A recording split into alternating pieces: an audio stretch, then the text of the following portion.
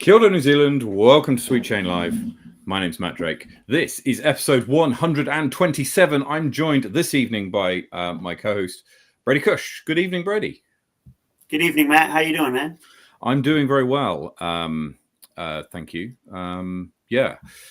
First of all, I have to say, firstly, an apologies from Morgan Hartveld, who couldn't be with us today. He messaged me earlier on today. It's about 2:30 that he messaged me, and he to tell me that just to fill me in with details that he was having some tooth problems, and he was going to the dentist to have one or two of them removed, or at least that's what he told us earlier on. So I hope that he's not having any issues. Brady, what do you have you had any tooth problems in the past?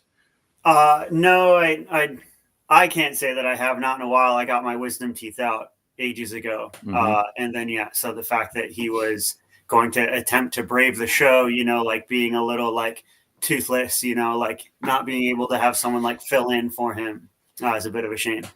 Indeed. I mean, and it's a great philosophy from Morgan that he's decided to take the night off. So yeah. Anyway, get well soon, Morgan. I hope you feel better for next week and for this weekend. Anyway, we've got a great show for you. Nevertheless, first of all, we're going to go through some hot scores from around the country. There's been some pretty hot shooting out there in the last week or so. Then we're going to bring on our guest for this evening, Levi Stout. He is fresh off a win down south. We'll be going through the results of Icebreaker and Captain Knees Up shortly. Then, Brady, did you see the European Open that was played last weekend? I didn't see. I haven't watched coverage. I watched highlights and followed scores live, but that was about it. Okay, because the FPO was kind of done and dusted after the first round, or for the first sort of 20 something holes. But the MPO division went right down to the wire. And actually, I want to talk a little bit about something that happened at the end of the final round. That's quite interesting, and that is quite. I think is a good talking point. Then we're going to go through what upcoming events, odds for the Tucker Beach Rush coming this weekend, and an update to the power rankings. How's that sound? Oh, it sounds great. Right, let's get into it then. Take us through the South.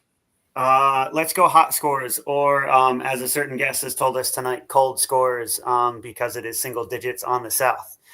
So Queen's Park, Invercargill, at 7 degrees. Hayden Edgley gets a -11 for the hot round this week.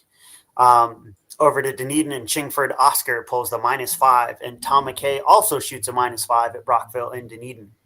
Up to the Queenstown Garden, we'll go Lakeside. Sebastian Vorman shoots an 11 under at the Gardens. And at Tucker Beach, now, originally I had it, it was a -9, but I hear that the turbo putt went badly. So we have a -8 for Mikey Yu, Johnny Ferrari, and Morgan Hartfeld for the hot round this week. Morgan not telling the tooth? Is that definitely not telling the tooth. So let's go over the Crown Range. Let's go to Ely Point. Sebastian Vorman again with a -2 for the hot round. And at Lismore, it's Mundo McDisk this week at a -11.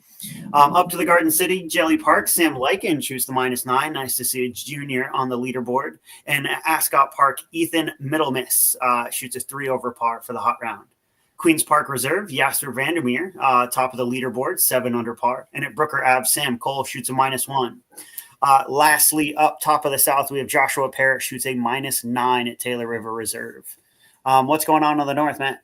Up in the North, it's the man, the myth, the legend. Simon Fogarty hits a 3 under par at Berhampore in the hills, and at Hikoikoi over the water is Troy Fagan, who hits a 3 under as well. Harcourt was playing hard ball over this week with KJ Carrick hitting a +6. Johnny Wake hits 9 under at Linklater Reserve in the mighty Manawatu. Brian Rawlings over in Maryland's in New Plymouth hits 4 under par, and Johnny Wake's at it again at Spa Park Red with a 2 under par. Todong Extreme coming up soon, and the Regofra opened this week, I think, with Paris Holstead hits +6 for the hot round, and Cale Perry rounds out the hot scores for the North Island with 3 under par at Henderson. Right. Without further ado, let's get into some results from last weekend. Now, Brady, both you and I both played in an event at the weekend, which was the Captain Knees Up over in Waikanae at El Rancho. For those people who don't know, El Rancho is a retreat. It's like a camp where schools and other groups go to. There's got accommodation there, but they've got all sorts of different facilities, and disc golf is one of the things that they offer. It's a course that has been kind of resurrected a little bit after the Transmission Gully highway was built right next to it. Oh, it's the Kapiti Expressway, actually. Before Transmission Gully. Oh, yeah. Okay. My apologies. Sorry, my road names is eluding me. So big shout out to Dishop, who were the ones who kind of resurrected the course and kind of tidied it up and got it back to kind of playing ability.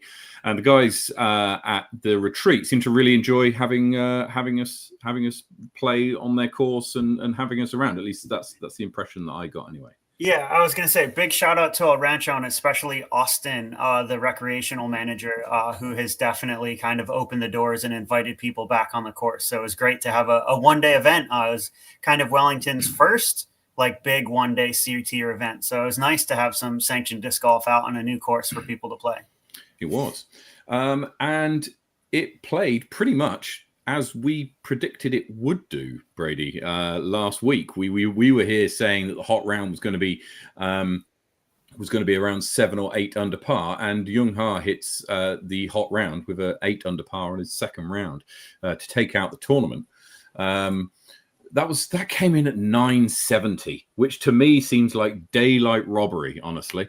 But hey ho, mind you, the holes are quite short. So that's something which must be considered. So Jung Ha takes out the victory with a very commanding 3-shot lead. He had a really nice way to finish it. He birdied hole 3, which is one of the trickier holes on the course, with a sidearm edge of circle uphill putt, which was fantastic to see. Andy Davey comes in second. Brady, yourself in third. Yeah, was managed to claw my way back. Had a couple birdies. My putter got hot in the second round, so yeah, I was able to kind of finish on the podium, which was nice. I have to say it was a good comeback because I'm someone who follows scores as you go along, right? So I'm looking at scoreboards as you go. I just love the stats. I love to see the movement. I love to see the drama unfold, and I want to be I love to see it happening whilst I'm also involved in it, right? And if that means I'm putting pressure on myself, then fine. I should be better for it. Right? Okay. But anyway, what I did see is that you were +2 at one point early on after about 6 holes, I think it was. And to claw back to get yourself to 11 under par was a good effort. Yeah, it was definitely a pitch and putt. It was a deuce or die course. So if you weren't getting birdies, other people were. So you had 1 to 2 shot swings, if you're taking par or bogey or worse. So yeah, it was definitely one of those. But I also want to kind of highlight there was a good battle in MPO, but there was also it was MA1 actually, because it was an amateur only event.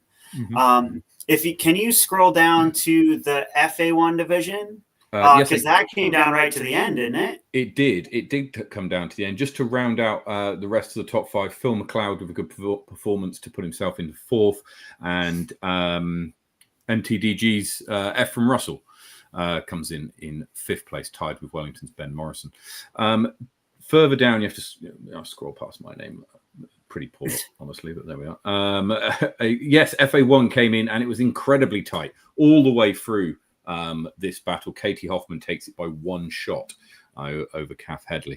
That was an incredible battle. In fact, in fairness, Deb Mills was also in contention as well. But for Katie to take it out over Kath, I think that counts as a little bit of a surprise. It certainly went against the odds. Yeah, I was gonna say, do you don't happen to have the odds on hand for what Katie was ranked going into it, do you? The odds for last weekend. Was she in single digits, or was she over? No, she would have been single digits. Yep, it would have been single digits, but I don't have them to hand. Okay. Sorry. That's all right. Well, because I know, like, not only did we have the one day up in Wellington, there was also the one day down in Dunedin, wasn't there? The icebreaker. There was. In the icebreaker, the man we got tonight, it's Levi Stout, wins comfortably by 14 shots, shooting a 10.39 and a 10.24 rated rounds down in Dunedin. Tom McKay, Caleb Duffy, and Isaac Susanuma Howard round out the podium. In MA1, Nicholas McDermott wins it with a plus 12, and I have to say, shooting 9.47 and 8.82. What's he come out as there? He's averaged about 9.10 in that lot, 9.15, which is a good 140 points above his rating. So well done to Nicholas. In the FA1 division, Nicholas Stout, as we picked, took out this division with some aplomb as well. But it's time to bring in our guest for this evening. And our guest tonight is the man who shot 10.39 and 10.24 at the weekend. And that is Mr. Levi Stout. Good evening, Levi. Kia ora, Matt. How are you? Very well, thank you. Very well.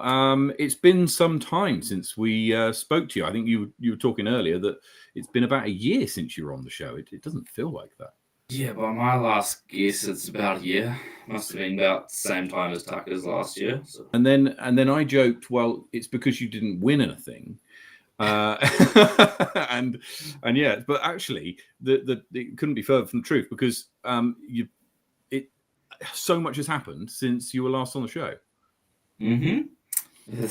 Yeah. Where do we start? Let's start with your most recent trip to America, because that's I think that's the one that people are going to want to hear about the most. Talk us through it. What happened? Take us through it. Tournament. So there was 2 Pro Tours and a major in there, starting off with DDO. Mm-hmm. And at DDO, I got to play some average golf with some really good players, likes of Cole Riddell, Adam Hammis, Zach Arlinghouse, Zachariah Johnson, just a bunch of names that you see on TV. Got to meet them, got to watch them play. That was quite good. The course didn't suit my game because on the Pro Tour I don't have the distance necessary to thrive on courses like that. Quite a big golf course. So the guys on your card were putting it sort of 140, 160 easily? Or yeah. Of everyone that I played with, I think I had probably the shortest forehand backhand combo. The first round I played with Sullivan Tipton, who shot almost. I think he was almost on lead card after one round. And he had a forehand that he could just flick it just comfortably, as far as I could throw a backhand, and then had a backhand to match.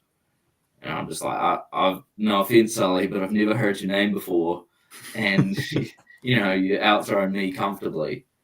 So there was a bit of that weirdness going from being a far thrower in a small country to a small thrower in a big country.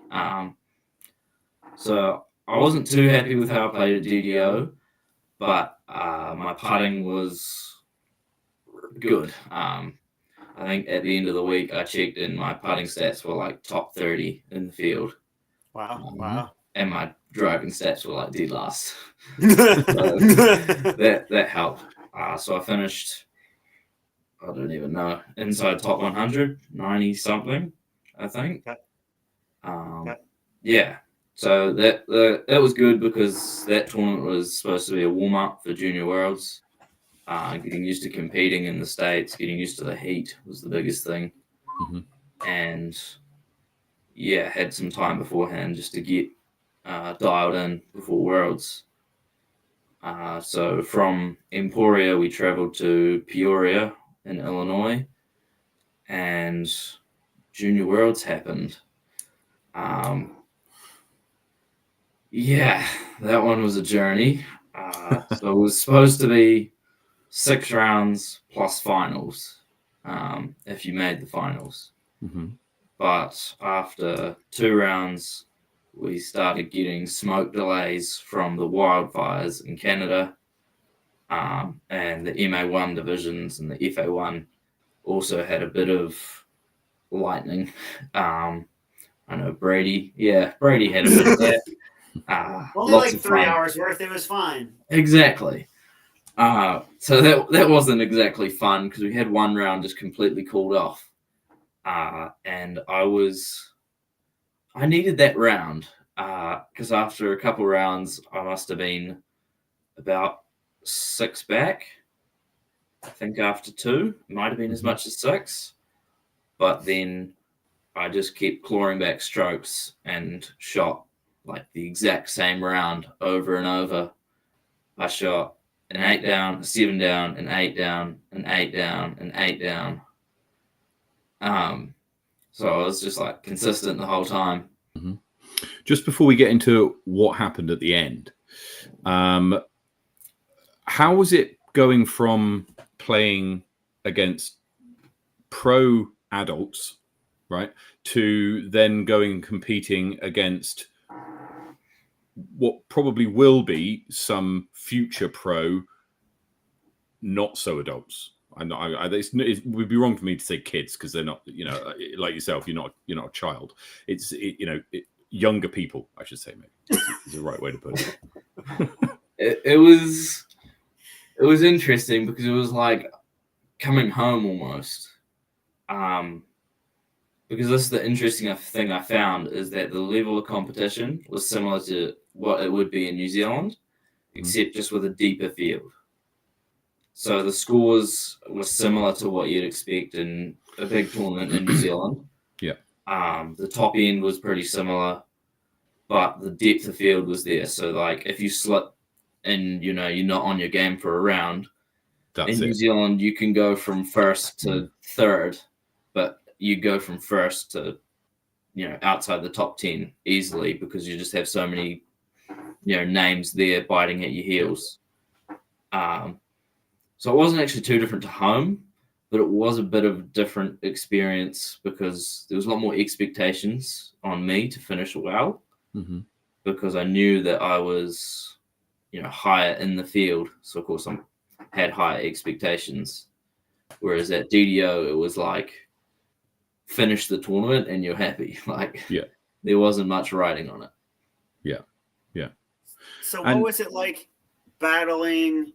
So you talked that DDO is a warm up in the idea of like that you just wanted to finish, and so like you're going into Worlds and you want to finish well, but like you talked about, there are heaps of delays. You had an entire round that was cut out, and just before we get into the finals and getting to the finals and that kind of stuff, what was it like to kind of mentally battle through that? Like, were you prepped for that? Did you learn anything from like all the variation that happened? Like, can you mentally take us through the week of like, did you have courses change? Like what was it like, competing and being on lead card, like with all the delays and everything that happened during that week? It was just frustrating. Like that was the biggest emotion that it was, because especially when it's, for a world title, you don't want, if you're behind, you don't want those extra rounds cut out. But we had that extra round cut out, which was, like I say, just frustrating. So I knew it just took down my chances just a little bit for every hour that they delayed and every round that they cancelled. But mentally, it wasn't too bad, because that day that they cancelled the round, we were out there prepared to play. But then we couldn't play, so that day we were staying right beside a field. So I just jumped the fence and went and did some field work on that day just to keep everything dialed. And we went to a local course and putted for a while just to keep everything smooth. So the biggest thing was just trying to keep relaxed and not let it get to you. So we discovered there was a mini golf course nearby. That's our go-to. And if Ethan asks, yes, I did beat him. So that's usually our go-to, actually, is if it's like we have a real late tea time, or there's delays or something, we'll just find something that we can do just to keep our minds off it. Yeah. And on the course, it was the first round was like started off just like cold, and you don't know anyone, foreign country, so it started off a bit, just focused on what I'm doing, and then I got to know everyone that I was playing with, and ended up playing like 3 or 4 rounds with like Waden, who was the second highest rated going in. So like I got to know him, and by the final round, we were just having banter the whole time. So it was good having that mentally, playing with the same people a couple of times, because by the end it almost felt like I say, I was playing at home, because it would feel just like I'm playing with Jay and Joe, or some other good players who I know are going to put out good rounds, but also they weren't foreign, because I had played with them the rounds before. Mm-hmm. And do you find that there was any difference in one of the things that Nate Perkins spoke about when he was here was how there's less calls on the course, right? It's taken in New Zealand disc golf compared to the States. Is something that he mentioned to me. Did you find that there was any kind of any kind of rule calling that was any different that you experienced compared to home here, or did the situation just not come up? It didn't come up really, but the thing I did notice was that speed of play was a lot slower. Like for me personally, if it's a first round not filmed, just random seed, speed of play tends to be quite fast, and if you're both 3 meters away and one person's slightly closer, it doesn't really matter. Mm-hmm. But in the States, it was very making sure this is the correct order, this is how we should be playing, so this is how we will play it. There wasn't a lot of speed of play, so everything just felt a bit slower, and it was harder to get into a rhythm, I felt. Brady, you would have been happy with that. No speed of play calls. Yeah, right. Well, and maybe that's it. Maybe it comes in from that American side of things, and that I am kind of used to that. This person is out, so it's their turn to go. And it's that kind of tournament play where you're waiting in fairways, you're waiting on tee pads, and so it is hard to get a routine. And there is that. Some people are like anxious and want to tee off and play right up the backside of the card in front, and it's like, we can wait here on the tee pad where there's a bench, or we can wait in the middle of the fairway where we're standing twiddling our thumbs. It's your choice. And so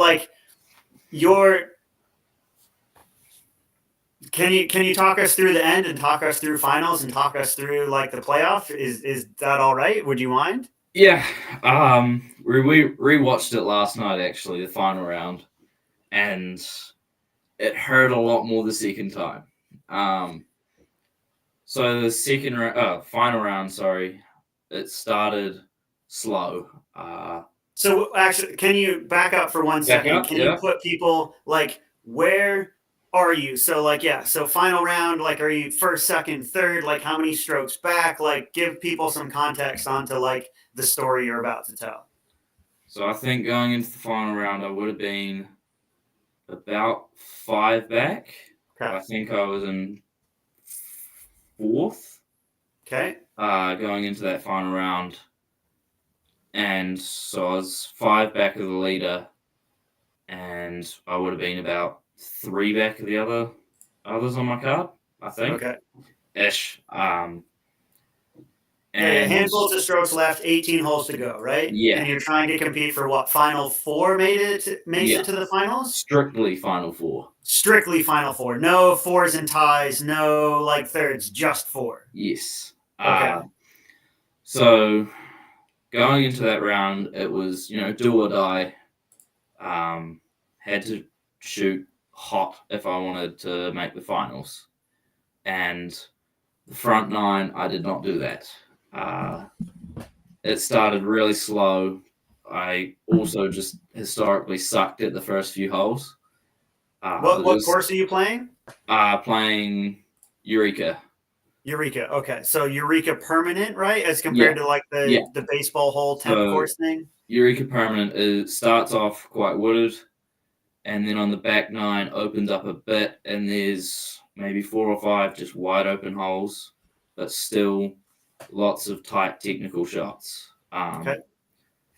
It was mostly a putter course, but all the gaps were so tight that it didn't score like a putter course. Okay. Because you had like 2-shot swings, like someone could park it and then you could hit a tree and then like not be able to make the up and down. Yeah, exactly. Okay. So the front nine I struggled with pretty much all week, really. I couldn't seem to get anything going, and the final round was the same. I think I might have been even or 1 under. One under after 9, yeah. Yeah. And then, what's the 10th? That's yeah. So after that, I started getting into the holes where I am more confident with, but there was still like a par 4 that I made a dumb bogey on. There was quite a few holes that I felt like I threw good shots, and then it would clip a tree and just bounce way into the woods, and I had nothing. So I made a few too many bogeys that round. I think I had 3 that round. And how's the rest of the card going? Because like you're trying to hunt them down, right? Other than Waden, they were still struggling, but they had two shots ish for the round. Okay. So they weren't playing great on that front nine, but they were still playing better than me. Okay. So I just had more ground to make up. And then going into the back nine, I started putting some putts together and, starting to hit some fairways. But I was still struggling until we got to, I think it's about hole 13 or 14. Mm-hmm. And then I started getting a birdie, and there was this 90-meter wide open hole. I missed that, and I'm like, you're doing this final round at Worlds. It's time to get going. And then we got into the open holes, and it's about 240 meters wide open par 5, just with rough down both sides, but it's just long grass. And eagled that one, put it to 20 feet, just smashed the tee shot, threw an up shot, got out there with an eagle. I'm like, okay, but you still got shots to make up. And the next hole wasn't eagled all week, and it was like 154-meter par 4. Again, just rough. That was just long grass on both sides. Pretty easy standard birdie.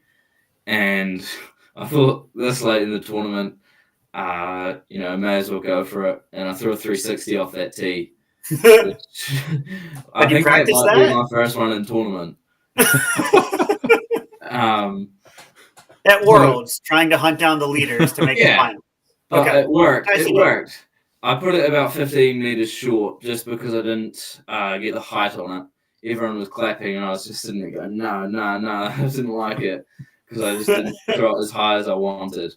And I made the putt from like 15 meters. I just striped it. It was like perfect height. I'm like, that's how you should be putting, because my circle 2 was struggling most of the tournament. Okay. That was where I was lacking the most. And then to finish hole 17 and 18 were just straight Takapoo shots for me. So I just threw those, cleaned up the 15 footers, and I went eagle, birdie to finish. Wow. To shoot 8 under. So I went 6 through the last 4 to shoot 8 under. Crazy. So yeah, I must have been 1 down through 13, I think. And then 1 down for 13, yeah. Yeah. And that put me in a 4-way tie for second, 2 back of the lead. Second. Yeah. But you said only 4 go through. Yes. So they made us do a playoff. And and it was just sudden death. You know, if you lose on a hole, then all the other 3 get the spots. You know, if 2 win, 2 lose, then the 2 winners get the spots, and they keep playing. You know, if one person birdies the rest par, then Right. that person gets a spot, and they keep playing.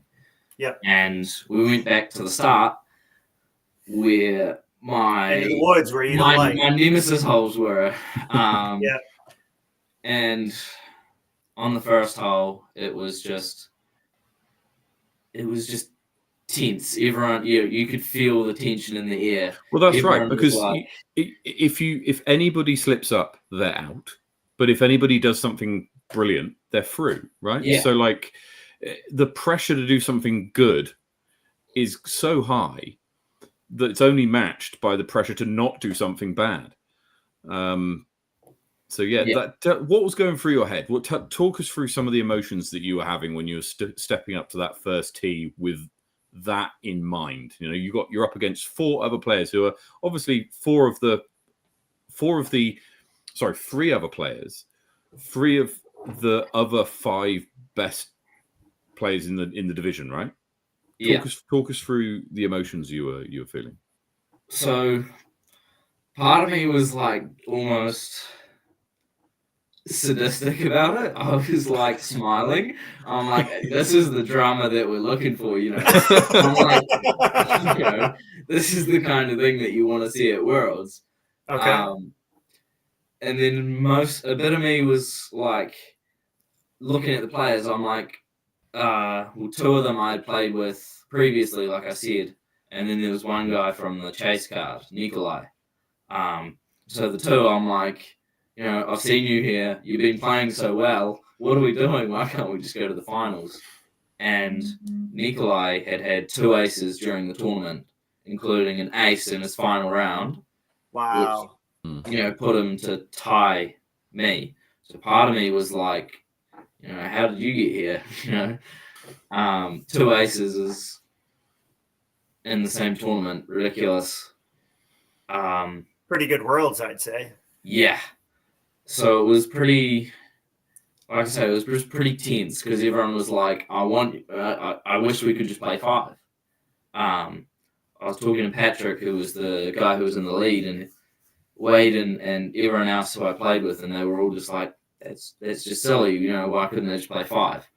But we have consulted about this. It is in the rules. It's, you know, clearly stated in the rules. It's just something, you know, they have to squint to try to find in the rules. Okay. So the playoff started, and the first hole, I can't even remember what happened. I think, the frustration ramped up for me a bit because Nikolai threw before me, and he threw the shot that I'm like, oh, that's horrible. And then it skips out of the woods and just rolls up right beside the basket. You know, from like an obstructed 25-footer to, you know, just drop in for birdie. So there was a bit of that frustration kicking in, and the others hadn't thrown a bad shot. So I'm like, you know, now I actually have to throw a good shot.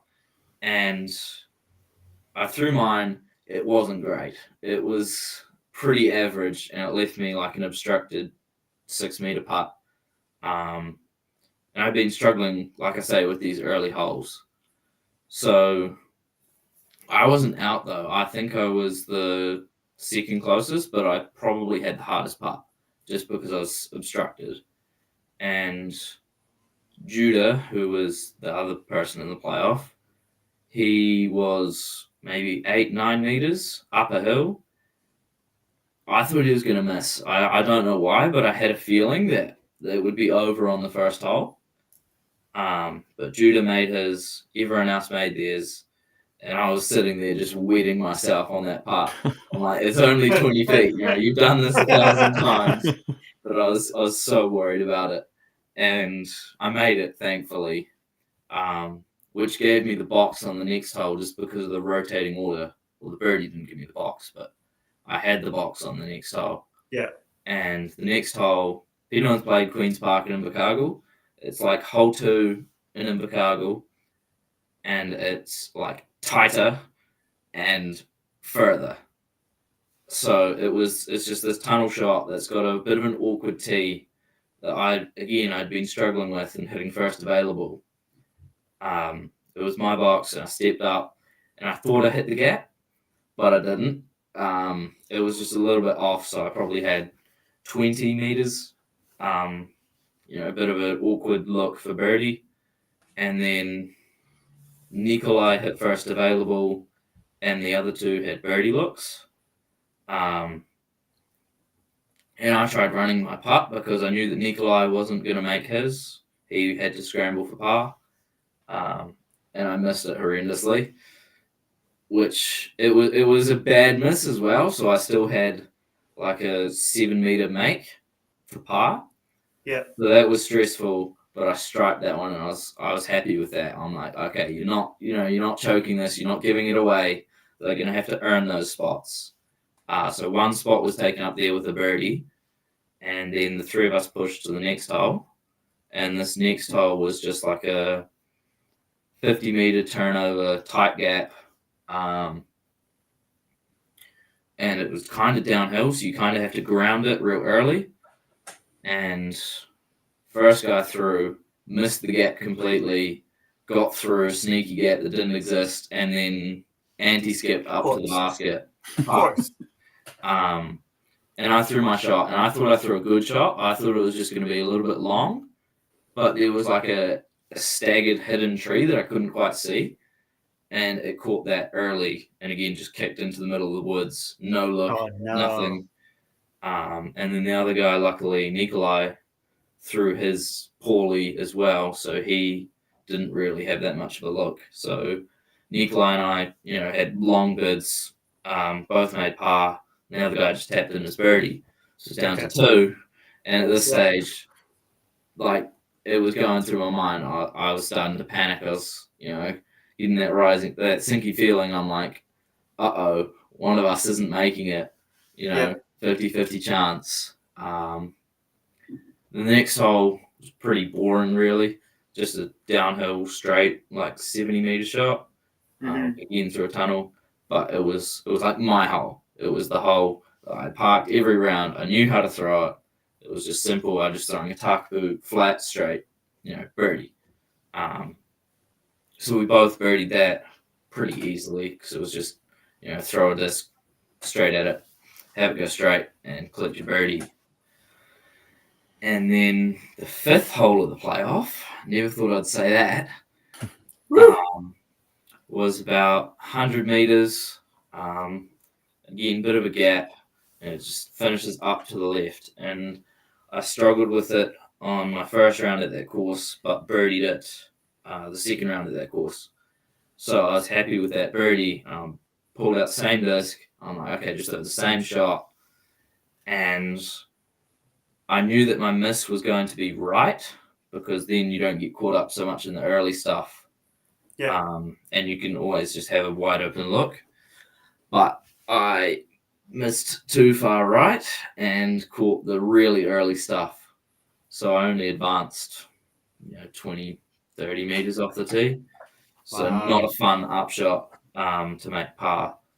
And it was one of the holes that Nikolai had aced earlier in the tournament.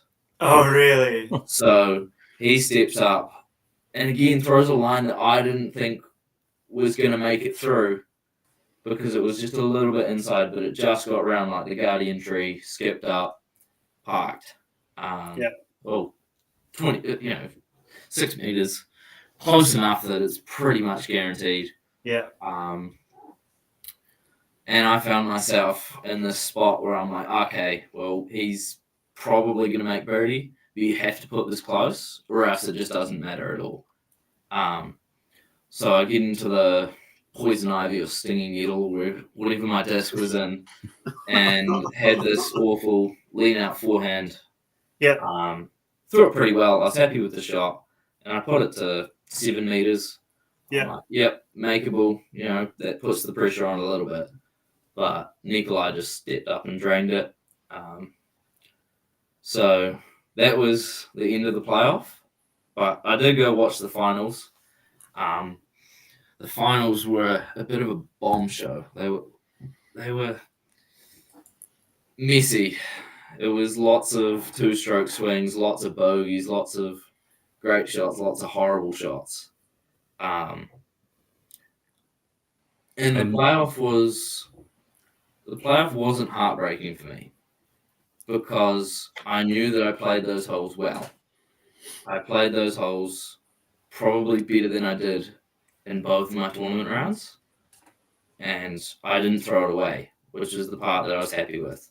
I was like, okay, you're in a playoff tight, and I didn't throw it away. I just keep making birdies and pars, which is all I really could have done. Well, and because we'll get to the next Pro Tour event that you did in a second. If you had the chance to go back and play Worlds again, would you change anything?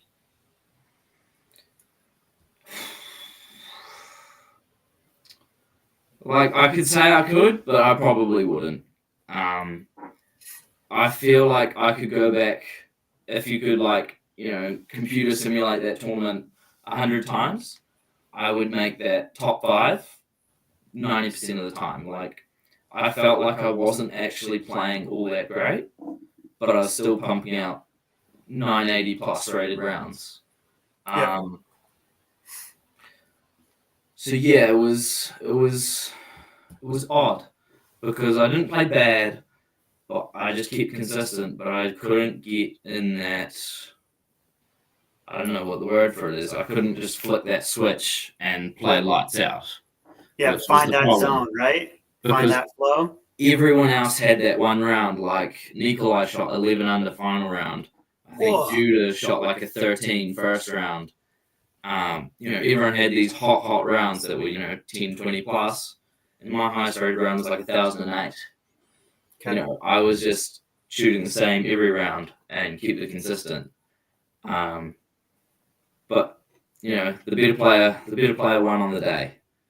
But I know that I backed myself in that situation to do that over and over. Like, I know that I've worked up the consistency now to where I back myself to shoot those rounds any day of the week. And I just couldn't put together the round I needed to get into the finals, I guess. But I was going to say that doesn't seem to be the case. So you had one more tournament stateside, right? Yeah. So Kansas City wide, what was it? Kansas City Wide Open, yeah, it was a Silver Series, and now free of the burden of having to retain amateur status, and also free of the burden of all the good pros who are now in Europe, warming up for European Open. It was prime position for me, and Kansas City Wide Open, it was at Bad Rock Disc Golf Course. It's got to be my favorite course I've ever played. Wow. What gives it that status? I don't know, but it was one of those courses where there were 18 birdies on the course for me, but the best round I shot was like 3 under. It was like every hole you can birdie, but tight gaps, lots of varied shot shapes. And there was one hole on the course where I personally threw the same shot twice in a row. Okay. So it would have been, if you had an open shot on the first, you wouldn't have an open shot on the second. You'd be playing through a gap to the basket. Or if you had a, tunnel shot first, you might have an open second. Or, there was lots of variety, lots of woodedness, and I really liked the way that the score separation turned out.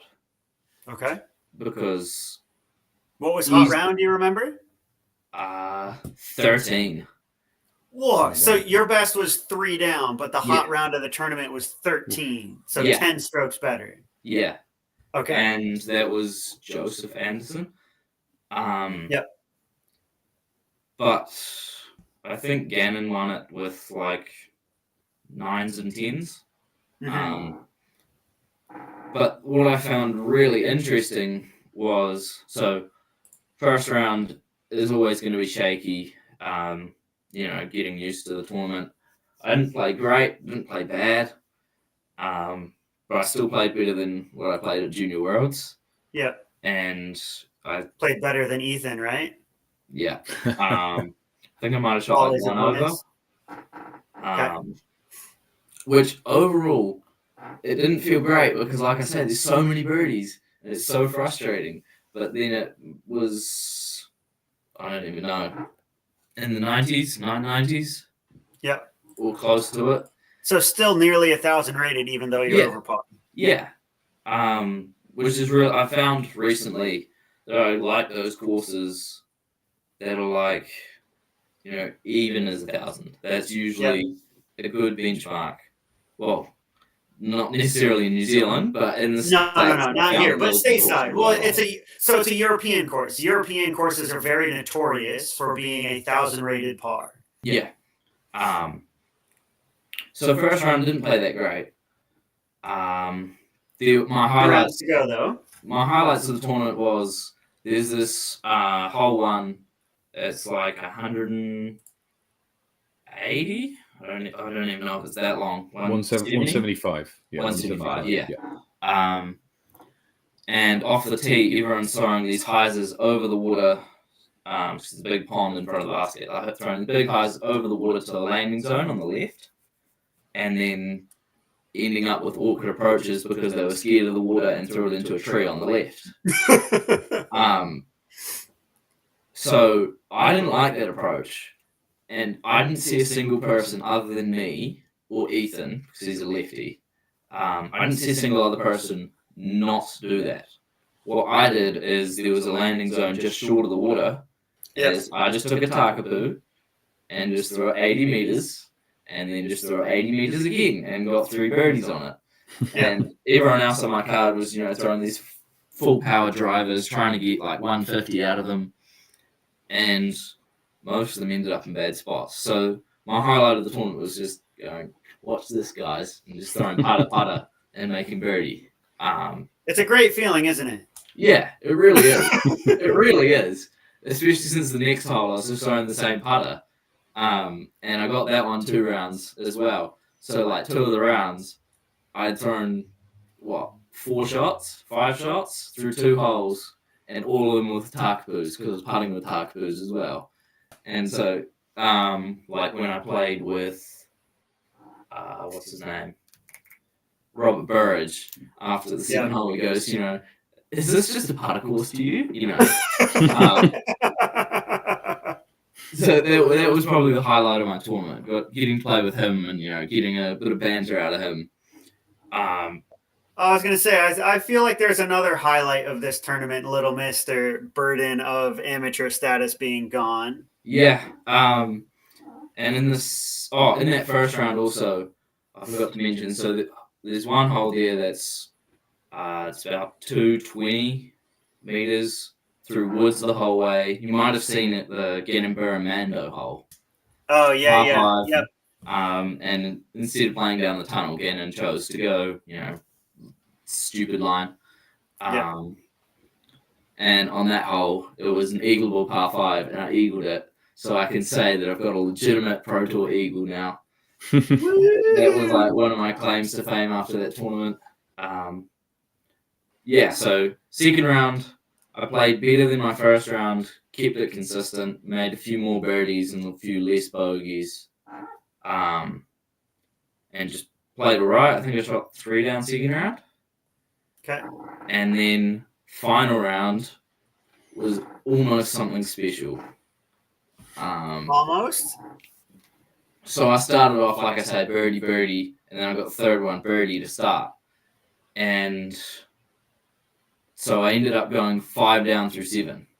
Nice. As I'm only 2 under for the tournament going into the round, Mm-hmm. So started 5 under through 7, and then got to this wooded, 100-meter par 3. It's uphill.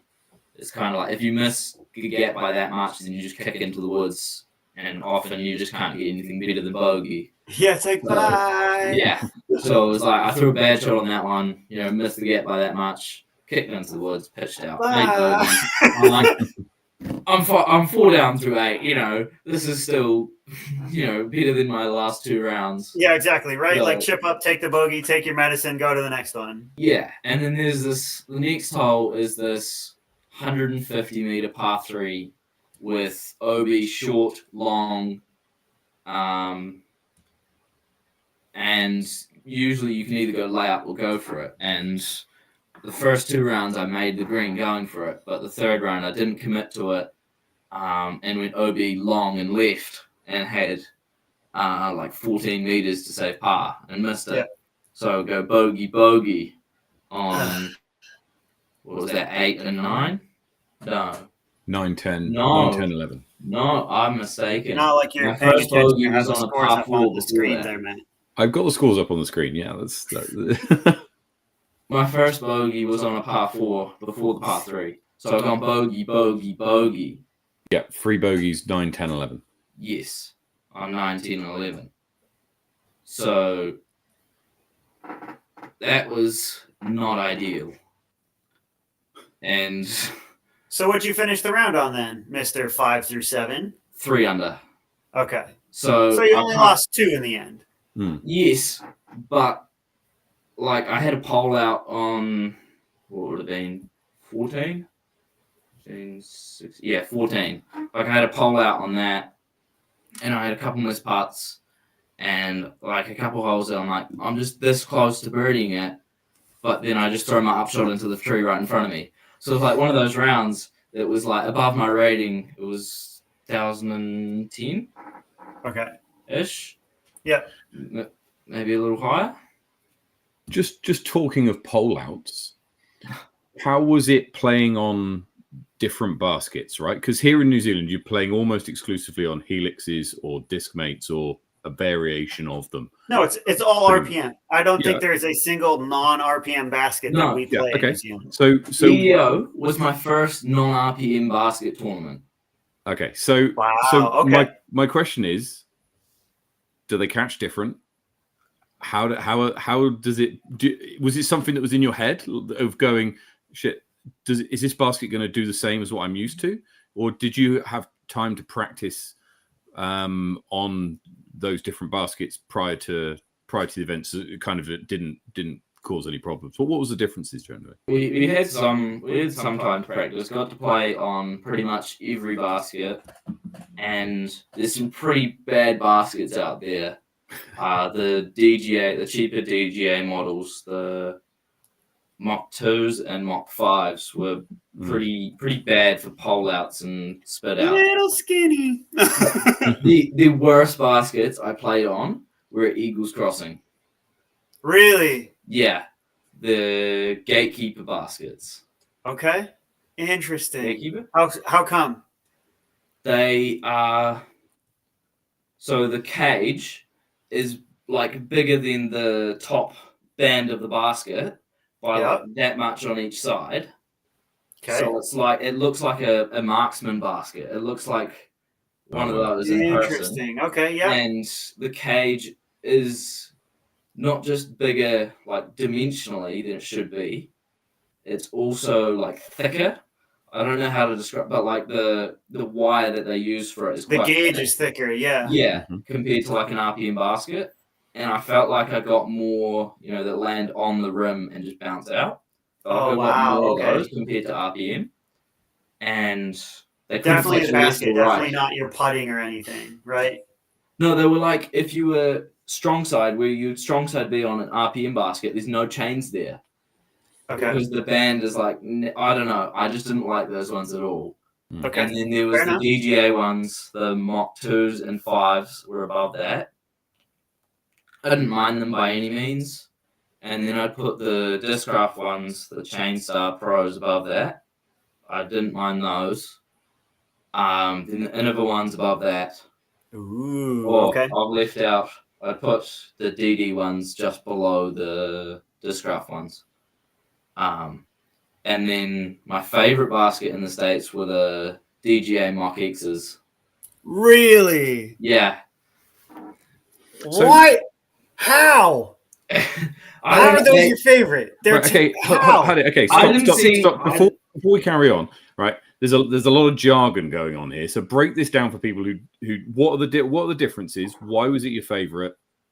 Talk us through how it was different to an RPM basket. How did it, compare it to what people watching the show might know, so they can kind of relate to it.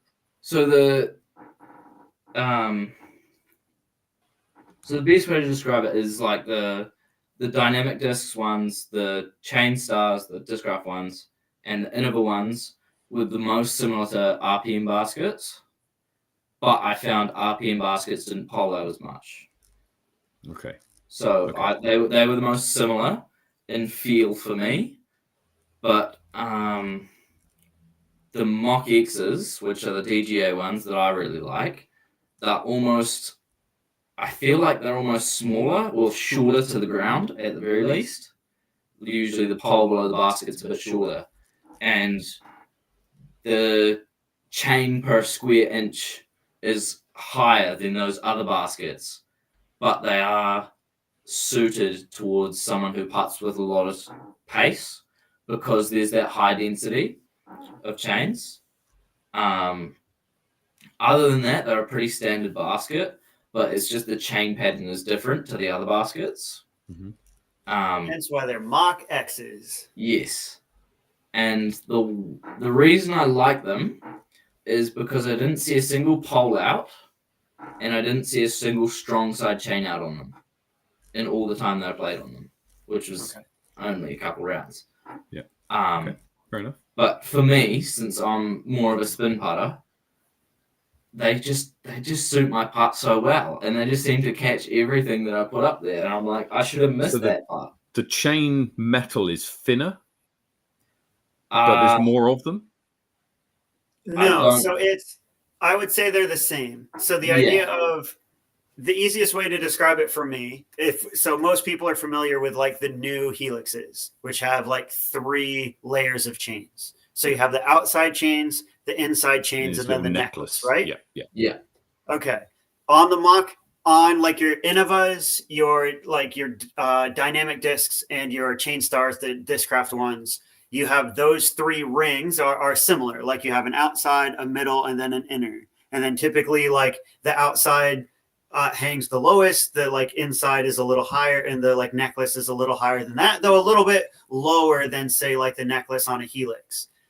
The Mock X, why they catch so well on a spin putt is the same reason why the necklaces catch so well on the RPM putt, is because they, just like the necklace crosses, the inside for the Mock X crosses like for the whole basket. So that idea of like, if you're a strong spin putter, especially if you're dead center, you're going to catch. If you're more of a pitch putter, or you don't putt as hard as other people, i.e., everyone who putts with a Takapo, so Simon, Jackson, and Levi, the idea of they don't catch as well on the edges. So I had a lot of spit outs. I did have a strong side spit out while I was in the States on a Mock X because, I caught the chain and a half that would normally catch on any other basket, i.e. the Chain Star Pros, which were my favorite that I played on. But Mock X, if you're a spin putter, you hit dead center, it ain't coming out. Yeah. And also, if any CEOs of companies are listening, put necklace chains on your basket. there is too many pole outs on those baskets there that you just need to raise the inner ring just like that, or even just put necklace chains. It was incredible the amount of times that I just saw like perfectly good putts come straight back out. And I felt like it was way too common compared to what you'd see here. But it's interesting that the different styles of putting comes into play there, because I would still rank Helixes above Mock X's, because I found that especially the new Helixes catch really well, and what they have, I think the biggest difference is what they have on the other baskets in the States is the top right and top left corners on RPM baskets. If you catch like just between the band and the top chain link, even if you just have that much of your disc there, it'll just catch it straight back in. And you can get ridiculous catches that you're like, oh, I almost airballed that putt and it went in. But you just don't get those there. They seem to push out a lot more. And also, the bands there are a lot more friendly, is all I'll say. Because the wee little slope of the RPM ones. Yeah, like a that big. there, and you go, it's not even the skip, it's when you go like that, they pop them up onto the edge, and then you just roll. So it was nice having, not having the roll always. You'd rather hear a clang and it just lands underneath. Yeah. Than, yeah. But also, the RPM ones don't chip the bottom of your putters. So that's There we nice. go. Yeah. Look, So you played well at Kansas City wide, right? Yeah, so I ended up tied 29th with Paul Ulibarri. And Very anything come from that 29th? Yeah, made cash and I took it. So sorry, Brady. Dun, dun, I dun. What are you have sorry given up about, man? my amateur status. No longer a career amateur. And I can take cash. Congratulations. Thank congratulations. Well you. done. Don't Well have done. to turn down money at majors. Yeah, right? Now, you had some. You were showing them to me prior to the show. Whilst you were over there, as well as playing some disc golf, did you buy any nice toys? I didn't. I bought a total of Nice. 3 discs while we were in the States. Wow. Okay. I think that is pretty restrained. They're How very many were you restrained. given? Well, we got like 5 in our players pack for Worlds. Okay. I have one here. So it's a nice wee little bar stamp on that one. There were some different stamps for the different discs that we got. And then we got t-shirts and mini, and it was a really nice place. But we got Yeah, I'm wearing my Oh, orange ooh. one at the moment. we got like have you seen the disc jockeys? The speakers that connect to UDisc, so you push a button on it and it tells you how far off the basket. Yeah, those. Everyone got one of those. It was really a ridiculously good players pack. It is Worlds after all. Yeah, And they So- couldn't give us money, so they had to give us something else. exactly. One of the other things I did was went and bought me a Drew Gibson Kutuku and decided to see how many signatures I could get on it. So there's quite a few people that I met that I'm like, yeah, you're signing my disc. Like I played 3 rounds at DDO with Zach Arlinghouse, who won Junior Worlds in 2019. And he was always a name that I just saw, on the screen as someone who, won Worlds. And I'm like, oh, he must be cool. Wonder what it's like to be him. And I met him, played 3 rounds with him. I still message him now. He's great. I love Zach. He's a young lefty, right? Yeah, he's like Ethan. He does lefty backhand, righty forehand. Yeah, so got a few signatures. I have a list here because I can't be bothered trying to remember all of them. So this list has got Drew Gibson, Adam Hammes, Jennifer Allen, Matty O, Alden Harris, Zach Arlinghouse, Ricky Wysocki, Isaac Robinson, Emerson Keith, Eric Oakley, Anthony Barella, Aaron Gossage, Calvin Heimberg, and Gannon Burr. Wow. All signed on it. And if you can see here, got the wee little room for there. I'm planning on getting a Simon Feasy signature there and a Jackson Sullivan signature there. I've left room for them in the middle. Nice. Fantastic. And Well, at the fly marks, there's just pros everywhere. Like, Mum bought a few, got some signed Missy Gannon thrashers. Hey, yeah, Jawbreaker Thrasher, nice. Yeah. Ethan went a bit overboard with Adam Hammes UV zones. Oh no, really? I wouldn't have guessed. Yeah. Because talking to Adam, he was like, "This is one of my favorite runs so far." So Ethan was like, "Take my money," got a stack for himself. There's some other pros like met Sarah Hokum, got some. That's a glitch. Nice. Fantastic. It was really weird just walking around like the block parties at Kansas City and DDO, and it's like, oh, there's Gannon Burr. Oh, Ricky Wysocki, you know, Yeah. just these Just like big us, names. man. It's like, okay. Well, There you go. and before we get to, I want to get to Icebreaker before we let you go. But the last thing on your trip to the States, because I have to ask, you went to Worlds. Did it feel like Worlds? Like what separated Worlds from the Pro Tour or from what we have in New Zealand? What made it Worlds? Or is it simply the title? I do think it's more than the title. Okay. Obviously, the biggest thing is the level of competition. Like we had, like I say, the depth of field is ridiculous because there was a couple of players that I played with. I'm like, you know, you're a good player. Like you could be 1,000 rated, and you know, I wouldn't flinch. You know, but then there was like 100 of them. You know, like it just kept going down in the field. I'm like, anyone over about 950 could have popped off and won the tournament, which is what happened with Judah. Because he ended up winning, and he's 954, I think. So it's like you have, you know, probably bordering on 100 players that could just show up and win, which is, it's still ridiculous to me. Like, because that's our biggest, you know, up until recently, that was like our biggest tournament ever was like 100 people. But now, right, but still, you'd only have like 10 on any given week who'd win, who like would pop off. But yeah, in the States, the idea of it's a tournament of what, you know, 800 players, 300 in your division, and any of the 300 could win it. Yeah, it's the level of competition. The courses, I don't want to say it, they weren't spectacular. Like, obviously, it might be different for you, Brady. You can play Northwood Black. I did get to play Northwood Black while we're there. And Blue, actually. Rough. Well, we actually only got to play the first.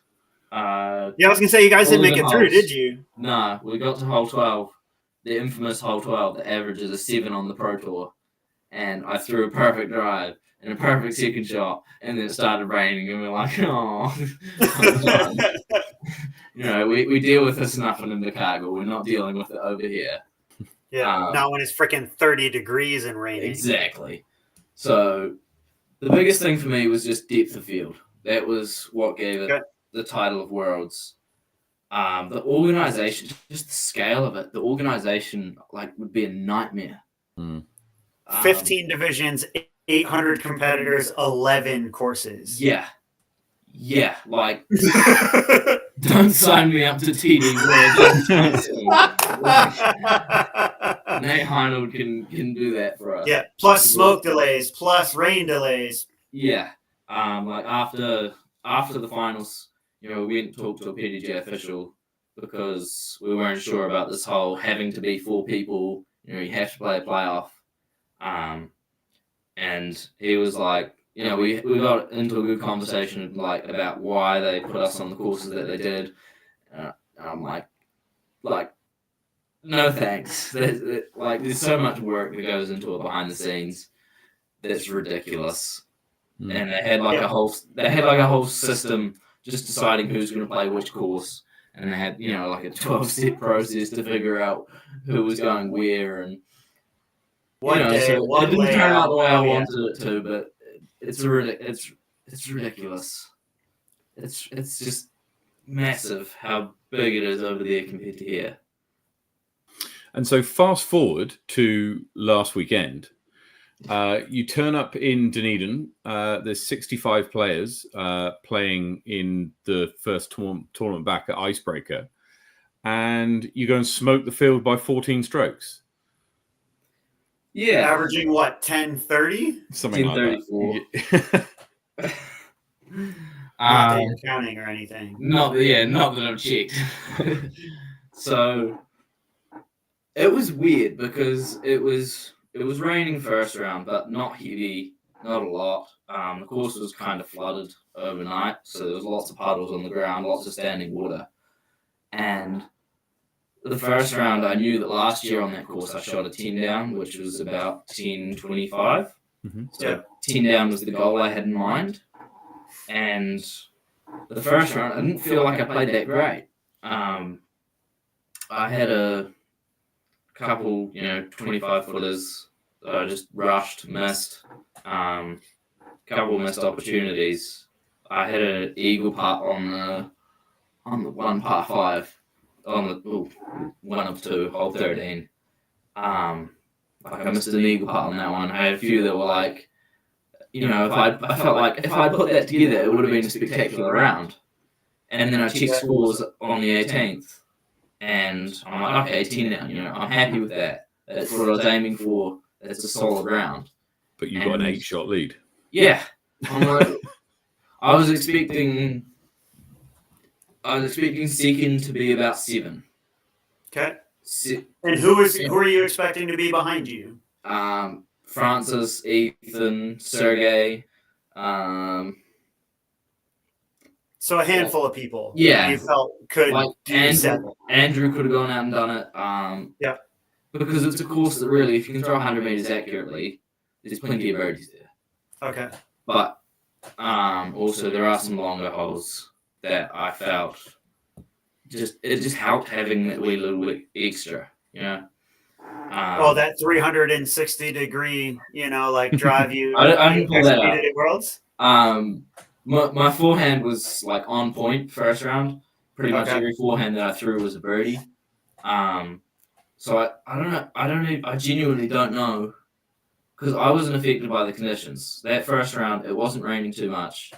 I just went out and played as if it were a normal round. Yeah.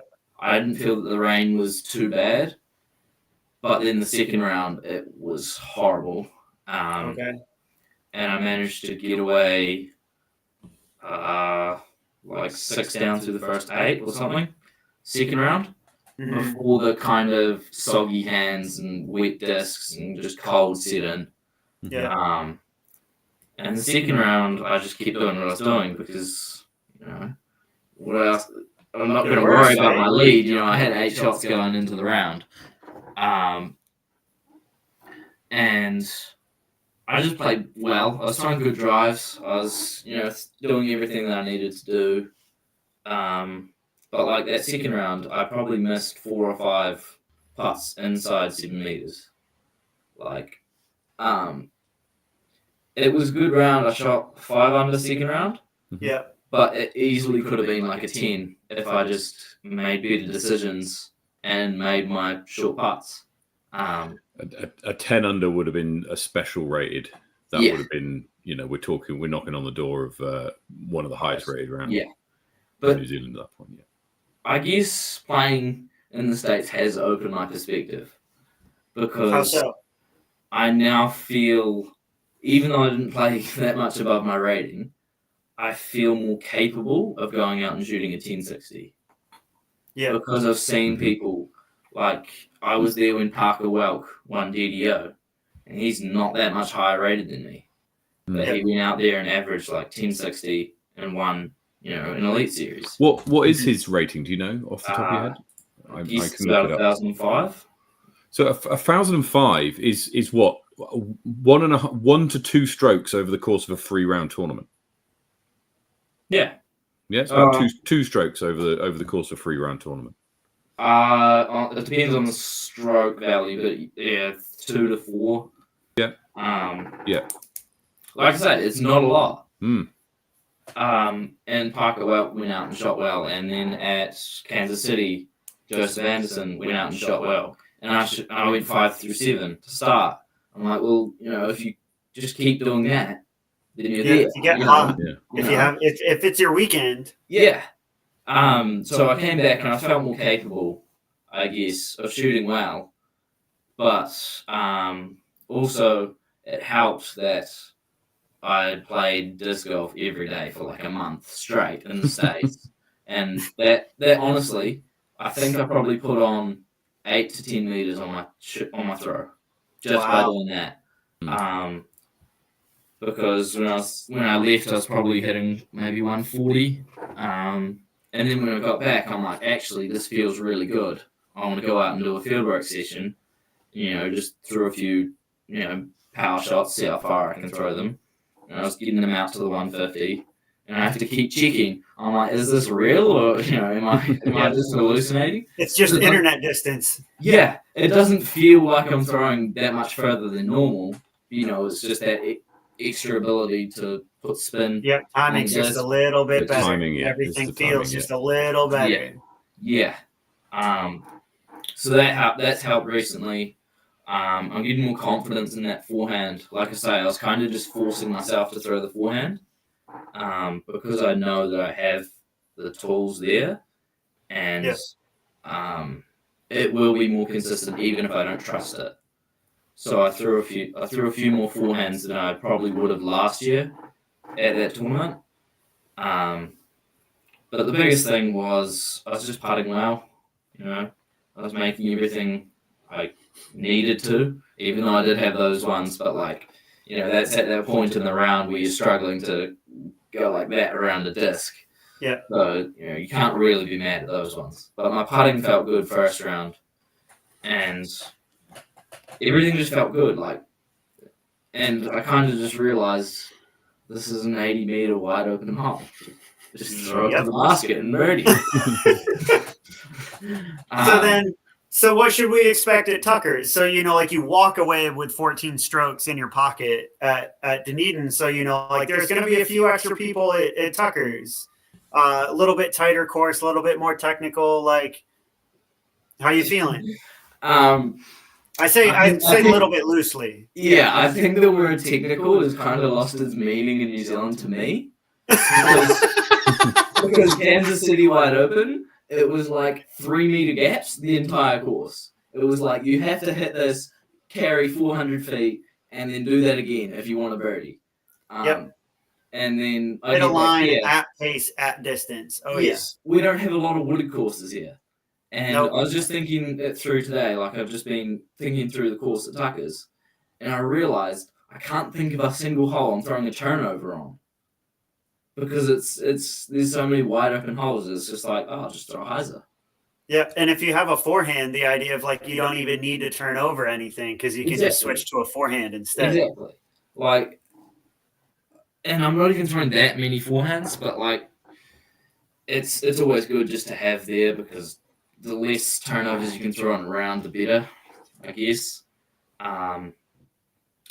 But I would say for expectations, me personally, I'm just gonna play the course, see how I go, and really just take it one hole at a time because there's 27 birdie holes out there, and it's just about how many circles you can hit, how many putts you can make, and I like Tucker's because it's a course where the statistics play out.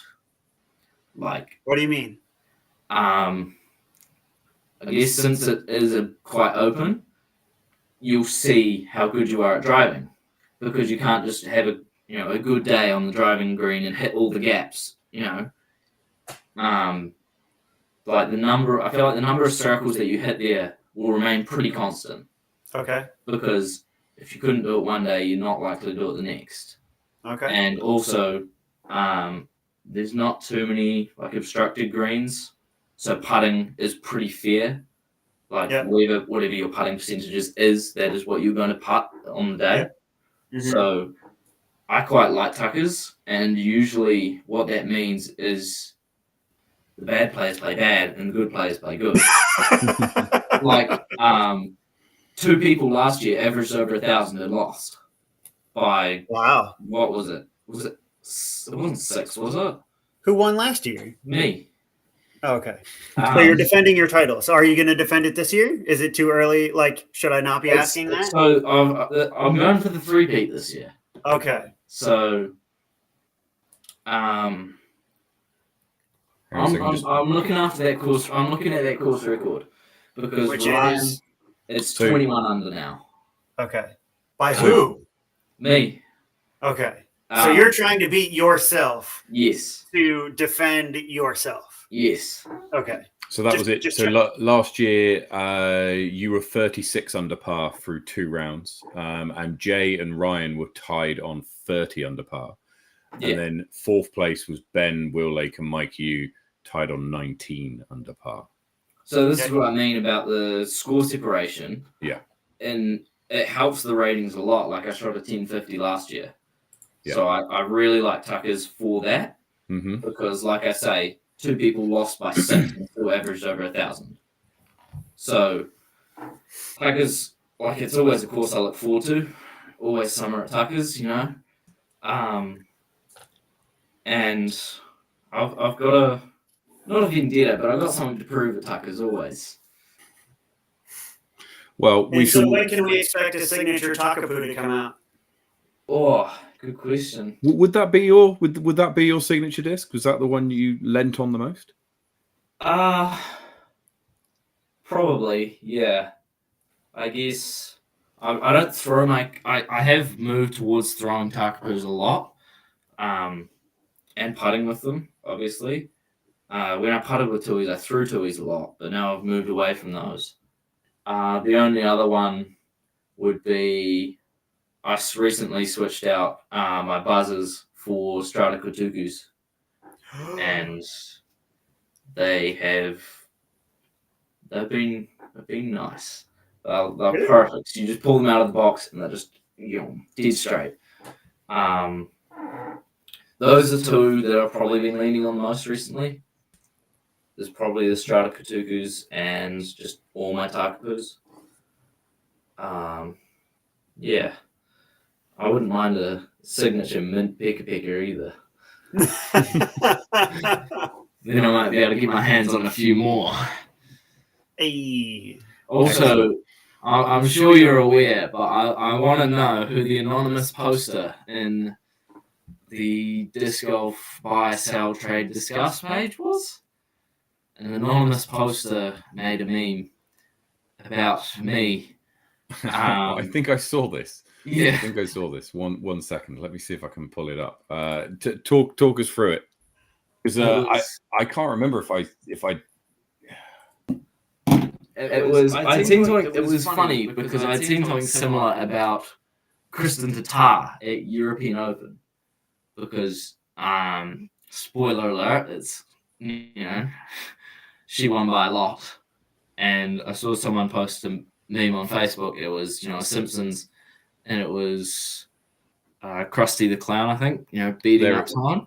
There it is. It's on the screen now, and it's it smaller. I saw that, and it just cracked me up, because I want to know who it was, because Patricio tagged me in it.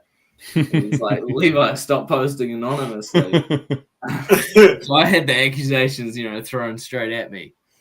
I'm curious to know who it was.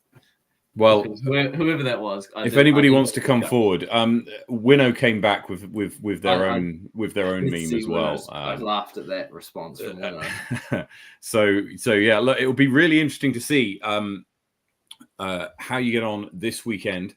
We're going to go through our tips and odds very shortly. So you'll be able to see whether your thoughts align with us. But look, I think you did the whole nation proud when you went to the States and performed as you did in the US. And the fact that you can come back to New Zealand and perform as well as you did last weekend, I think bodes well, incredibly well. I think there's something to be said, because Sebastian came back, first tournament back, he wins it. Yeah, plays out of his skin and wins it. First tournament I come back. Mm-hmm. Play out of my skin. So this is Ryan's first tournament back. Oh. So I'm just throwing it out there, right? So and Ryan does have the history at Tuckers. He does. He does. So second last year, he took my course record from me last year. And he played very well in MA1 as well. At the 17th overall, 17th no slouch. Very well when playing in the States. Yeah, because the first year at Tuckers, the course record was 17 under on the 27-hole layout, and then Ryan took it to 18 under last year, and I got a bit offended by that, so I had to take it back. Well, look, we shall be following this weekend to see how you get on. Very best of luck. We'll be following all the scores. It's going to be absolutely fantastic to watch the drama unfold, especially on a massive course. And when I say massive, I mean many hole course like that. Lots of twists and turns can happen. Thank you so much for joining us, Levi. It's been an absolute pleasure having you on the show again and hearing all about your travels. Very best of luck this weekend. Thank you. Thank you for having me. And we shall see you again very, very soon, I'm sure. Let's hope so. Yep. All right. Good luck See you down there, later. Levi. Yeah. See ya. There we go, Brady. Incredible player, coming off the back of a great tour and a fantastic performance last weekend. Yeah, I think it's super funny to kind of hear Levi go, like, oh, I just threw my putter twice and like took a birdie, and then technical courses in New Zealand like no longer are technical anymore after playing like Kansas City wide and like playing in the States. And he hasn't even played like Maple Hill or Brewster Ridge or like any of the big wooded courses, and he only got the taste on Northwood Black. So the idea of there's plenty more technical courses out there for him. I'm kind of excited to see where he goes. If he's coming home and averaging like 10-24 and he can go play like 1,000 rated on the Pro Tour, I think he's got a pretty bright future ahead of him. Absolutely. Right. We're now going to go and did you see the European Open? Did you watch? You mentioned that no, but you've been talking about it, and I was kind of wondering how it happened because I was following scores live, and I'm like, how the heck does AB get a snowman? Right. So we're gonna show this now, right? So let me just get the coverage up. Now I'm going to bring. If you haven't seen this is the Disc Golf Network coverage, right? So I hope I'm allowed to show everybody. Well, it's too late now, so I'm going to do it. It's on YouTube. We're fine. So this is the final hole. I'll play it, and there will be commentary by Philo Brathwaite and Charlie Eisenhood. Hopefully, they won't contradict each other too often in the clip I'm about to play. But you'll see where we are, and Brady, you'll be able to talk. We'll be able to talk over the top as well. And an overhead view of the fairway and the birdie zone presented by Birdie Pro. So everybody's in the zone. This is the fairway to hole 16, which you can see up in the top left, and the blue zone there is the zone where people are supposed to land if you want to get yourself a birdie. I think Carl Klein's first up. This is a very tough shot coming up because of the pressure of the moment. The wind is down, Philo. Worth saying at this point that this is an interesting hole, is that if you miss the island hole, the island green, you don't advance to a drop zone or take it from the point at which it went out of bounds. You re-go from where your lie was. And that applies to any OB on this hole. So off the tee, nobody landed OB off the tee on this card, but it's an interesting hole. There's a couple of holes that are like it, but this one really threw it. Well, because I was going to say, because this brings back, this goes to a really, really old rule in like out of bounds ruling that was known as stroke and distance. So the idea of it used to be like this, that this was more of a, like if you land out of bounds, you have to rethrow. You don't advance to the out of bounds line. You don't advance to a drop zone. You just rethrow and have to do it again. But of course they've since brought in like the half moon. If you throw out of bounds, they've brought in like hazard into play. So the idea of a lot of times people aren't even having out of bounds. It's just you play it as it lies with a 1-stroke penalty. So this is a par 4. This is their second shot. So if they land on the green as Carl Klein just did, and Carl Klein's got a tap in pretty much for a birdie. It's a par 4. This is Anthony Brothers. He's got a 2-shot lead over about 2 or 3 players at this point.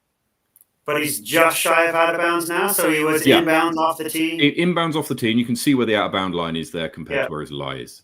So he's probably throwing a venom right. He's got Paul McBeth on the bag, so 6-time world champ in his ear. And he's throwing to the strong side, like, you have all that extra side on the left. Not out of bounds. This is a bunker rule hole. It is just bunker rule hole. So that's a stroke. He's throwing long. Yes, there's no penalty stroke. He's throwing free at this point. Third shot. This is his third shot. This is a must make if he wants to win this tournament. He's got to stick this close, get his par, and move on. Angle looks a little better. The speed is correct, is the question. And that's gone long by a meter. Barella. Oof, oof. Maybe 4 feet. What now? Oh, my word. It gets more painful. But I wanted to illustrate a point that I want to talk about in a second. This is 4th. Back to the forehand. I was gonna say, do you like that like baseball jersey that AB's wearing? Oh, I think it's good. Yeah, I like that actually. I like it. It's got a Generation Disc Golf vibe actually. Into the That was gap. what it reminded me of when I saw it. This is exactly what UC Maresma set these holes up for. The late drama. So he's gone long left. Yeah, and look, as soon as it comes out his hand, he turns around. He doesn't like it. Anthony Barella. What's this, number 5? This tournament This is his 5th for us. This is his fourth attempt from here. out of his fingertips. He must be running out of discs that fill this slot. Yeah, running out of Venoms, right? Like, how many Venoms he got in his bag? I mean, he's probably carrying 3 or 4 if he leans on I them. believe on his 6th shot, right? One off the tee. Long. He's missed it 4 times now.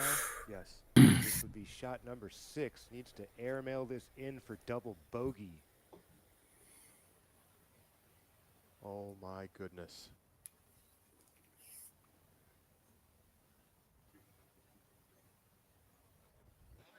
And he's long Why are on you making every me one of watch these this, threads. Matt? It's Anthony Barella he's goes long on every shot. up here at the 16th. I mean, Corey Ellis checking in. do you on the disc down leaderboard at all? with his wife as his caddy, and he knows that now he is in the driver's seat. Barella can't Like, make I the don't- island. So, like, I don't know, because, like, it's one of those that, like, there's something to be said about the consistency, right? Of, like, where his disc Yeah. is placed. Oh There yeah, really is. there's a grouping, good grouping. I imagine Anthony. Yeah, Barella- see, like, and the difference is that is going to be, like, He is putting for 1 degree of nose angle. It's going to be, like, 2% power distance. You know what I mean? Like, he's throwing a forehand, what, like, 80 meters, 90 meters? Did they give a, like, distance on it? I don't know, but it would have been about that. Ellis. Yeah. He's So, like, the idea of, like, that is, like, 100%, like, his most And then consistent shot from this- there. This is needs clutch. to fade. This needs to fade. This eventual winner, Corey Ellis. In time Anthony for Corey Barella goes on Ellis. to Staring down birdie. make that putt, leader. but takes a snowman, takes an 8, which is a 4 over par on that hole, and drops back from the lead to about 8th, I think, in one hole, and takes himself out of contention for the podium, let alone the win. Brady, there's a few holes on the tour that are like this bunker rule hole. Yeah. Well, so there's 2 that I know of. Like, I'll say one thing of AB has a tendency to do that, of like to kind of like explode, as it were. And so the idea that he was able to kind of like keep composure even after the snowman and like still make podium is incredible. And then also, if you know Corey Ellis's story at all, he's been a bridesmaid and not a bride Yeah, in 2 very important tournaments down the stretch. And so the fact that he's not clutched up, so the idea that he was able to clutch up in that instance is absolutely incredible, and he deserved that win. So shout out to both of them. But yeah, so there are 2 notorious stroke and distance holes. This, which is what, hole 16, right, at the European Open at Jarva, and then also hole 17 at USDGC. Both happen to feature hay bales, funnily enough. What is your stance on this stroke and distance? Are you a fan of hazard? Are you a fan of OB and islands? Are you a fan of drop zones? So this format that they played here, I love it. You love it. I love it. I think it's brilliant.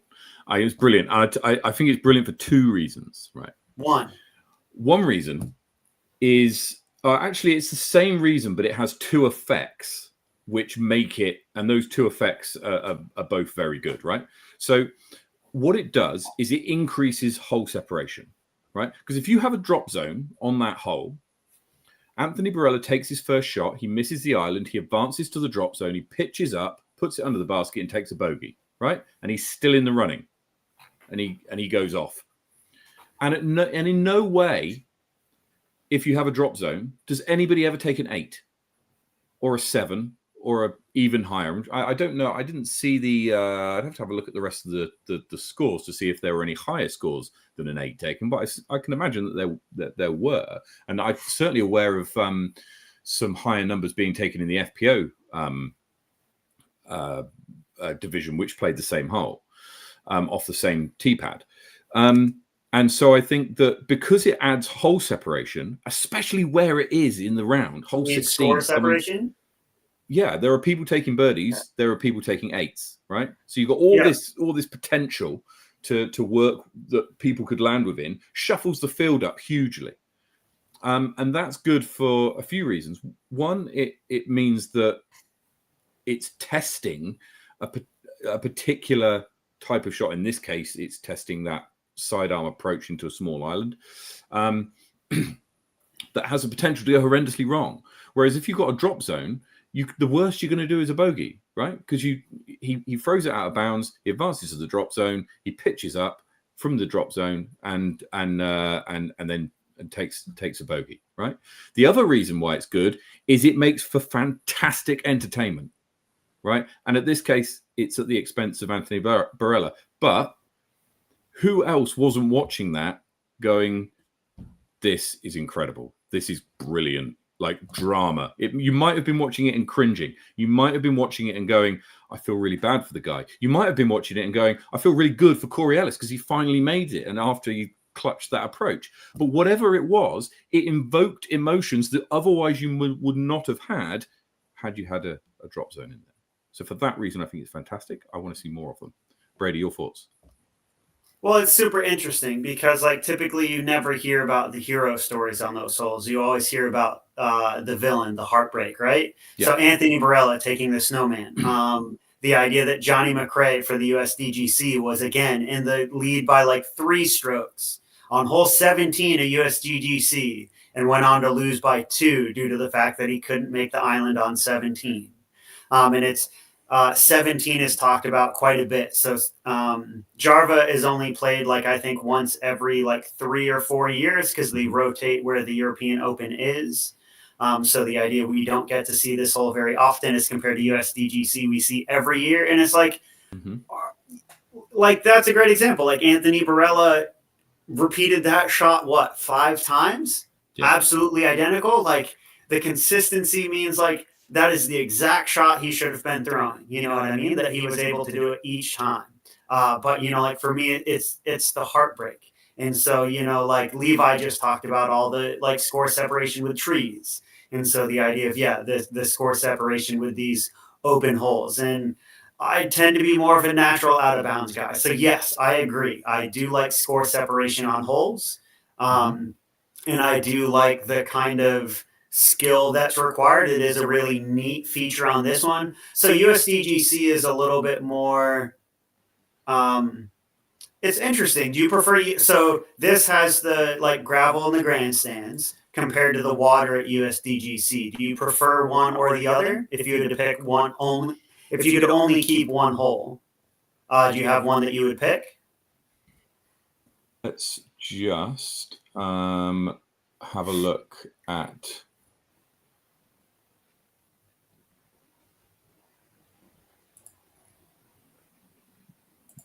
This is where it all happens every year. Hole 17, hay bales.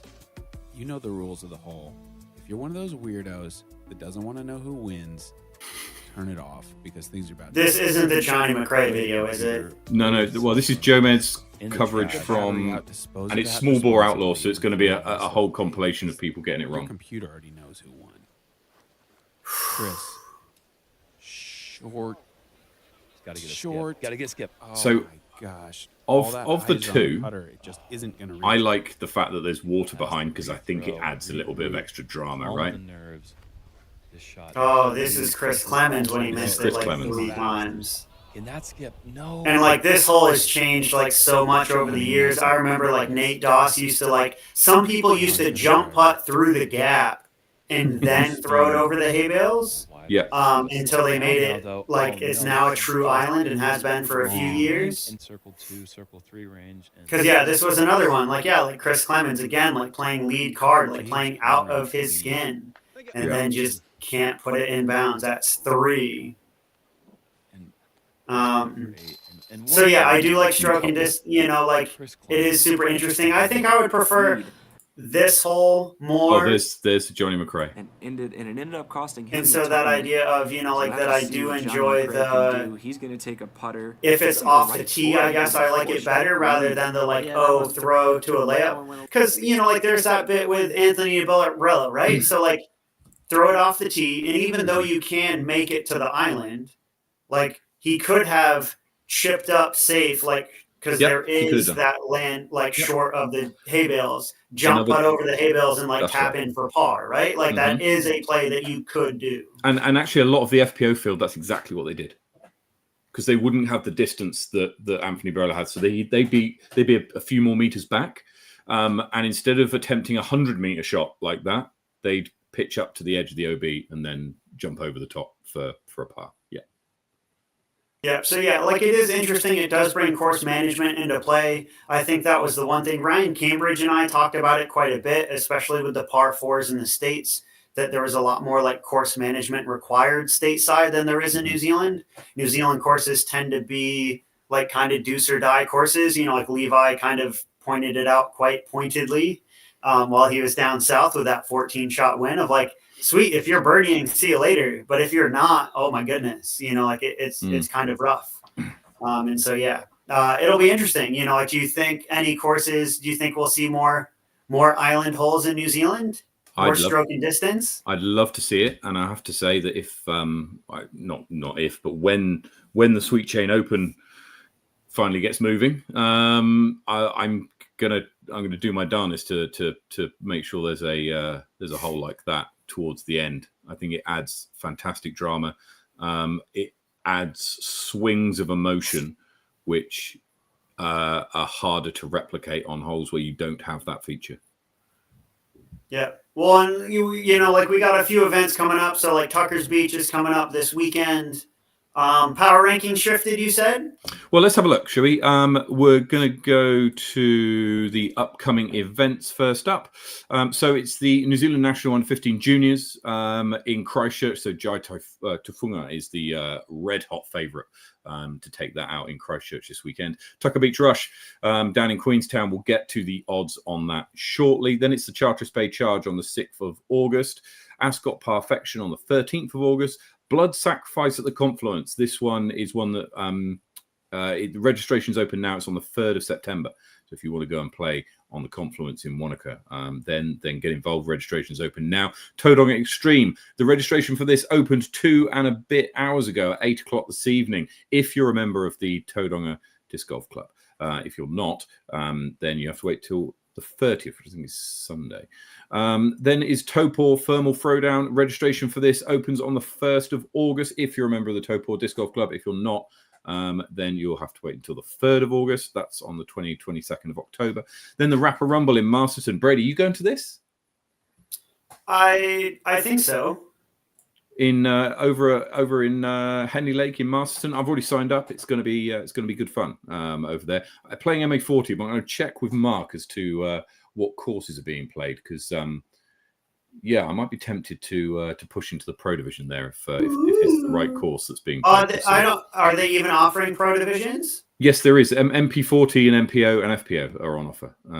Okay, cool. Because I know that like the Thermal Throwdown is only offering like MA1, and I thought that Rapper Rumble had followed suit. No, it's amateur only. Is the Thermal Throwdown, so there are no Pro Divisions. So be careful if you're a pro and you want to go and play in that. Just check your eligibility first. Moonbase in Twizel follows in November. The Bros for Change Charity Classic, Waihe Tapu, Egg Monster, Roxburgh, Southern Smash, and Nationals. Rounding out our list of tournaments. So looking at the odds for this weekend, in MPO, Levi Stout is the red hot favourite at 4-1, followed by Sebastian Faulkner and Ryan Cambridge at 7s. Mikey Yu is at 9s, always performs well in Queenstown. Francis Orange, despite playing below his best in the last couple of tournaments, is still there or thereabouts with 10s. Ethan Stout at 11s and Ben Will Lake 13. Callie Thompson and Barr at 17s. Over to MA1, and Jin Kato and Cooper Solis are set to have a titanic battle this weekend, as they're favourites at 7-1. They're the joint favourites at 7-1, quite a way ahead of Robbie Tufu, Ben Quinn, and Brain Marsden at 14s. Our co-host hopefully is two better, Morgan Hartfeld, at 16s, along with Norman Tudor and Isaac Latta. In MP40, there's a good battle as well at the top between Hemi Tefutu and Matt Pritchard. Hemi, the tournament director, will often plays well here as well. So he's going in as the favourite. Local Queenstownonian Chris Dixon, I think that's how you pronounce it, and Johnny Ferrari are at 7s, Peter McKay at 10, and Barry Van Beek and Barr at 11. And in the ladies' divisions, I've grouped all of them together here because there's, I think, 2 in MPO, a couple in FA40 and a couple in FA1. Hayley Flintoff is the, and that should say Tucker Beach Rush, not Icebreaker. Hayley Flintoff is the red-hot favourite at 1.2. And Michelle Simpson at 6s, Nicola at 8, Echo Lee at 15. There has been some changes to the power rankings.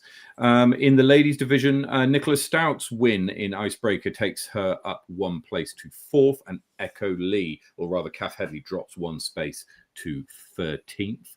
And in the MPO division, Levi Stout climbs 3 places to number 1. We've got a new highest player in New Zealand, not new, but returning ranked highest player in New Zealand. Francis Orange drops 1 place. Tom McKay's up 4. And worth also giving a shout out to a few other players. Jung Ha jumps 34 places to 29th, thanks to his victory at the Kapiti Knees Up. Phil McLeod climbs 39 places to 69th. Nice.